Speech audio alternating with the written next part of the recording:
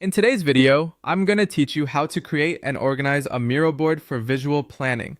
We'll be working inside Chrome, starting from the Miro website, and the goal is to build a clean blank board that you can use for brainstorming, mapping ideas, or outlining a workflow.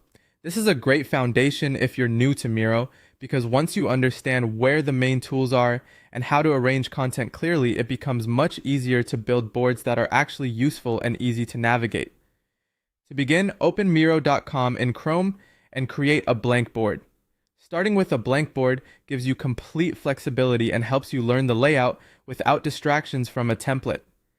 Once the board opens, take a moment to get familiar with the canvas. Miro gives you a large open workspace, so it helps to think of it like an infinite whiteboard where you can place and move content freely. Next, use the left toolbar to insert text, sticky notes, shapes, and media. These are some of the most commonly used building blocks in Miro.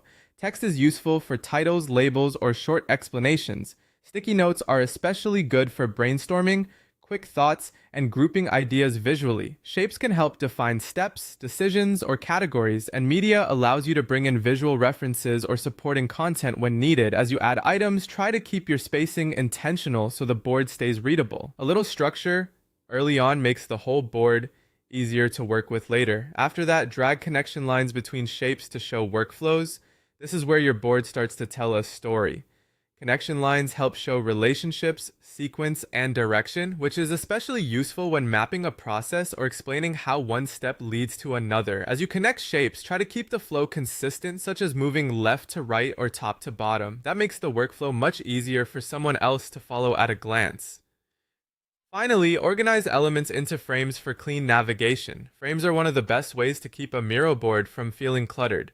You can use them to separate sections, group related content, or break a larger board into clear areas. This is especially helpful if your board grows over time or if other people will be viewing it. Clean framing makes presentation smoother and collaboration much more efficient. Once you've done that, you'll have a simple but well-structured Miro board that's clear, visual, and easy to build on.